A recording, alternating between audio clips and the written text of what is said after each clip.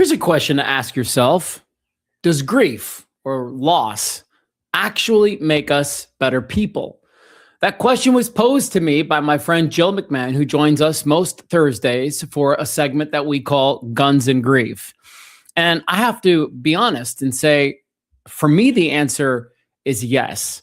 I want to bring in Jill right now because I'm super curious why you posed this question. And for the record, I freaking love it. And for another thing, I'm going to put a poll up the entire time that we're on today, and people can feel free to click on that and vote. But why did you want to pose this question to us today? I love the poll, by the way, buddy. Why I wanted to pose the question to you today, honestly, because I was listening to a great podcast from a colleague of mine whose name is Megan Reardon Jarvis.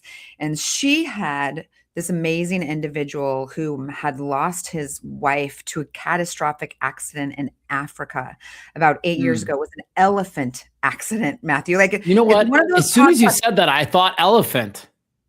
I'm sure you did. Seriously. But the story catches your attention.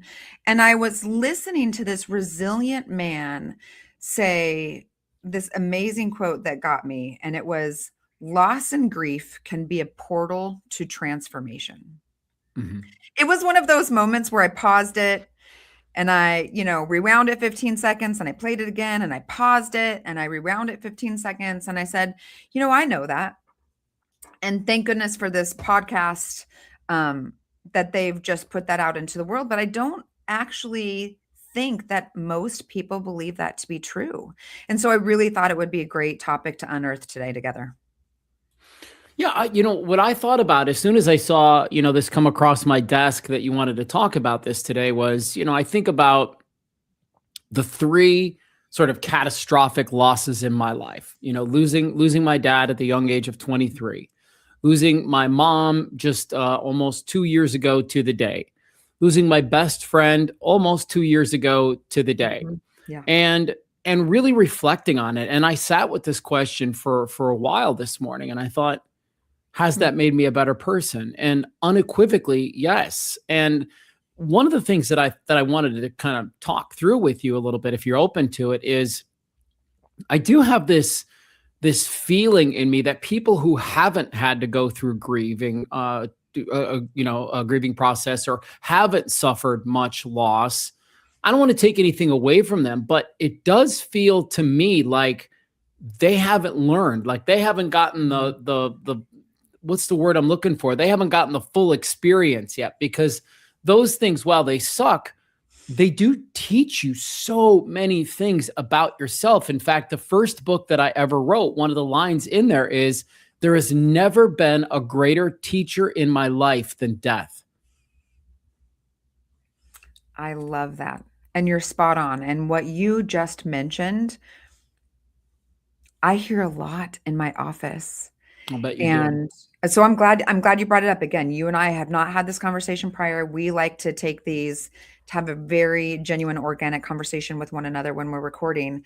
But it is so often, and you see the blue couch behind me, buddy. Like everybody, the blue couch. You've been in my office for business meetings before.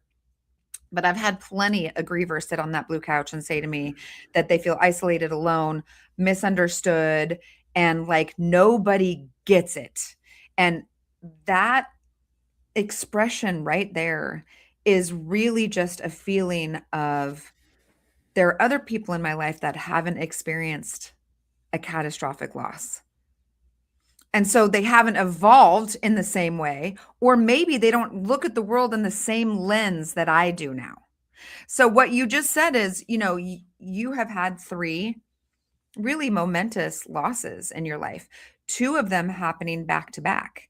And I love that you could tell our audience that you are a different man today, and I know it to be true, than you were a year ago because of those losses. Now, if I were to tell you that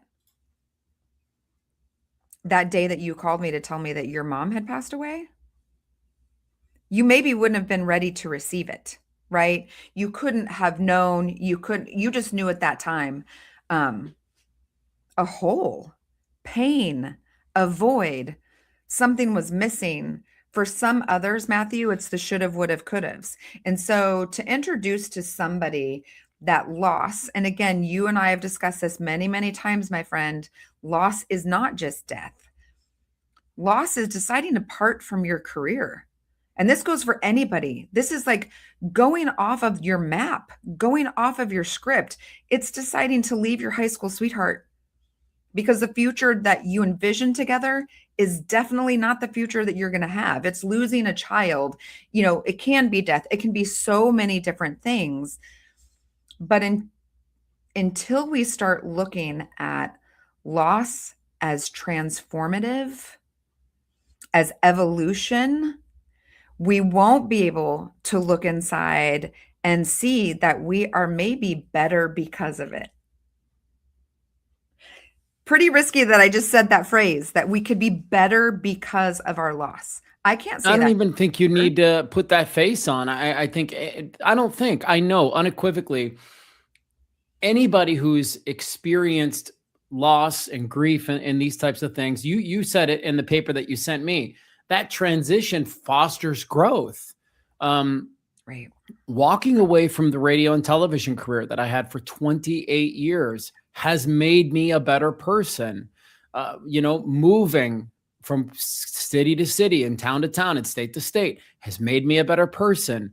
I would love for you. Do you have a story? I mean, will you let us in Jill's world? I know that you're a therapist and you don't like to talk about yourself, but give me an example of something that you've lost that's made you a better person. Wow. Okay, I can give you two. Okay. And we're going to go deep and we're going to go a little dark, in all honesty. Some of the people that have listened to us banter before know that I was the victim of a kidnapping when I was 6 years old. I was technically carjacking, but back in that day, that term didn't exist. My mom and I were picked up at a mall. We gave some very nice looking men a ride to their friend's house. They had a flat tire. Soon into the ride, a gun was held to my head and I was used as a pawn for my mother to drive to our banks and withdraw all of the money. Within that, what I will tell you that I lost at a very young age was a sense of safety. Right? A sense that I could trust the world at probably a developmental age when I needed to know 100% that I could trust the world the most, right? Because I hadn't been tainted yet. I hadn't been exposed to some of the things that many of us are exposed to in life. But I will say now that I am the person that I am today. And I'm going to be honest, Matthew, like I love myself. Like I doesn't sound very humble, but I am fortunate enough that I don't struggle with a lot of self-confidence. But I probably am the person today, and I probably don't struggle with self-confidence because I had that catastrophic event and or loss so early on in life. So what you just said a few minutes ago was brilliant. That sometimes it's hard to be the person who's grieving and transforming through their grief when other people around them have yet to experience the same type of catastrophic pain, right? And what I tell most of my clients is, I really have a feeling we know loss is for certain. You and I discussed that last week, right? But I have a feeling that everybody is going to experience some type of trauma or catastrophic loss. We just don't know when. So for me, it happened when I was 6. For you, it happened when you were 21. But for some people that are in the younger generation, if they are surrounded by others that have yet to have that experience, if you're 30 years old and, my husband will say to me all the time, Jill, I am so fortunate. I am so fortunate because you come home with these stories and I can't relate. I've had a really charmed life, right? And so for others, when you're going through it, and most of the people that you come in contact have not experienced this level of hardship, it can feel like your loss has broken you. It can feel like you're shattered, like a part of you is gone, is different, may never come back. You'll never feel comfort again. But what you and I are discussing today is that we know the opposite to be true. Actually, I'm going to So say that that hardship makes you more resilient, right? I had to, for if we go back to my story, and even I'm going to assume the story of your father. So tell me if I get any of this wrong. But I think because we had those experiences earlier on in life, and at that era, sending your children to counseling was not a thing. You didn't do that back then, right? Maybe our supporting families didn't know how to best respond, so they did the best that they could. But we really had to rely on ourselves mm, to pull ourselves through. And for most, the idea of that would make them freeze in their tracks. But the reality is, we do come through and we don't give ourselves credit for the fight that we have fought and for how strong that we've come out on the other side and the ways that we've changed and how we look at the world differently. Now, maybe you take less things for granted. Now, maybe you don't return those phone calls or those texts that you really shouldn't have been returning in the first place. Now, you maybe align yourself with the people that are going to pull you up instead of steal your energy, So I right? want to You pause really Good. quick, if you don't mind, because Please. what I hope people are hearing as they're listening to us is this is good news. This is good news for anybody that's in it right now, that's in the weeds right now, that one day this is going to turn out to be something that you go, wow, I don't love that it happened, but Mhm. I love what it's done for me. I love how it's shaped me. I love the person that it's turned me into. And I do want to keep you honest on here. You mentioned that you might recall two events, and you've just recalled the one. I don't know why the balloons went up there, but what was the other event, or do you just want to leave it at that and kind of keep moving on? Um, this one's a little shorter. I'll say in 2018, it was a particularly challenging year for me. I lost my first and only client to a drug overdose 4 hours after he got off of that blue couch. I lost a dear friend and neighbor of mine after he participated in my spin class, died of a cardiac issue. And months later, my Mm. father died. And it was a year of not being able to catch my breath. And I can tell you, I'm a completely different person now than I was in 2018 because of those losses and because of the work that I did and the tenacity and the will to get up every day. And all of those things feel so impossible when you're in it. But as you start to come full circle, as you just said, if you can look in your rearview mirror, those are the things that are actually empowering because you did that. Okay. So the podcast is called Air Check Your Life. It's based on a simple framework that I've created from my old radio days where you take a look at your life and you say, number one, what's working? What am I getting right? What's working well? What am I doing well? Number two, what's okay, but I probably need to tweak it. And number three, what am I doing the best way to put this is like, what am I doing to get in my own way? So if you take that simple framework and you apply it to this conversation today, what are grievers getting right? What is somebody that's going through loss right now experiencing that they're getting right? Validating their pain. First Okay, and great foremost, one. Great validate your one. pain. It's okay to validate your pain. Do not have guilt about it.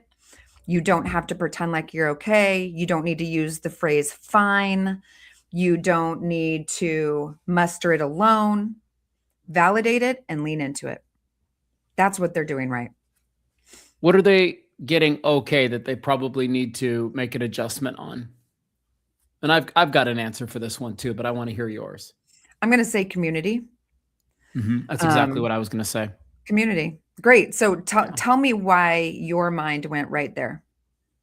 Well, because I think when you lose people, there's this unbelievable tendency to, unless you talk to somebody who is almost at an identical circumstance to you, you feel like the world can't relate, or nobody can help you, or nobody can talk to you about it. And you and I have done several podcasts together. I've done more than 350 podcasts about a subject similar to this. And I can tell you that whether it's a veteran or it's a mom who loses a baby or a friend who goes through a buddy's overdose, everybody thinks that their pain is unique and nobody else can relate to it. And I have just simply found that that is the biggest bunch of bullshit on planet Earth. Like, we all can, yes, the characters' names and the circumstances might not be the identical thing, but loss is loss, grief is grief. Right. And when we allow community to come in and we don't push people away because they don't understand, and instead try to make an invitation to let them into our life, I have felt and experienced the benefit of that. So that's why I went to community as well. I couldn't agree with you more. And I believe within healing, within community, there is real healing. If Yeah. you want to heal, you need to find your community. And it doesn't have to be with somebody that has shared the same loss, right? What Right. you were Right. just describing and debunking, thank you, is kind of that badge of honor that people wear after they experience a loss and they go, oh, yeah, but mine was different. But in Right. my situation, I had just spoken with the person 5 minutes before, and I probably should have said something different. You probably don't have that weight on your shoulders. We kind of do this comparison thing, right? So your community doesn't have to be a support group. Your community doesn't have to be another veteran. I mean, it could be, but if those things aren't comfortable to you, your community is just get yourself out of the house. Community equals connection. Connection equals healing, always across the board for all things. Here's what So I'll if you say need right here, right at the bottom. oh, I love it. Man, you were like Trauma isn't a contest. contest. Yeah. It is not a contest. All And right. I don't even, Third question. I caught myself, buddy, because as I was just saying that, I was like, oh, well, I'm calling bullshit on myself because I was referencing something earlier about, my client was just on that couch 4 hours before he died. Well, what do you think that was about? Like, I was adding an extra detail in my narrative that implies guilt, that I've added guilt to myself. Mm, Like that situation's worse, right? We all do it. you're awesome. What are people that are, grieving or experiencing loss right now getting wrong? Not acknowledging how strong they are.